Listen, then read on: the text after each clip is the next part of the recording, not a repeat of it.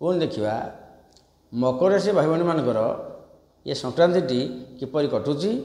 रवि चाहूँ कि चाहूना ना मकर कुंभ रवि हेले द्वितीय रवि से शुभफल आसेनी से सप्तम दृष्टि अष्टम स्थान सिंह राशि को दृष्टि कर तेणुक टिके से शुभफल भाई मैंने पाऊना मार्च 30 पर पाइबे एने पाऊना कौन हम ना सप्तम दृष्टि हेले अष्टम स्थान को विरोध भाव आसो मनरे सब गोटे अहम भाव आसो विषम भाव सृष्टि हम स्त्री शत्रु हो पारती स्त्री सकाय दुनिया पाला सृष्टि हो पारे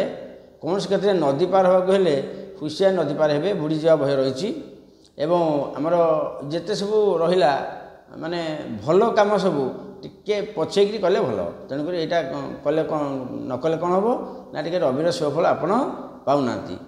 कौन करेंगे ना आमर प्रति रविवार दिन राति तकिया तले 4टी मूला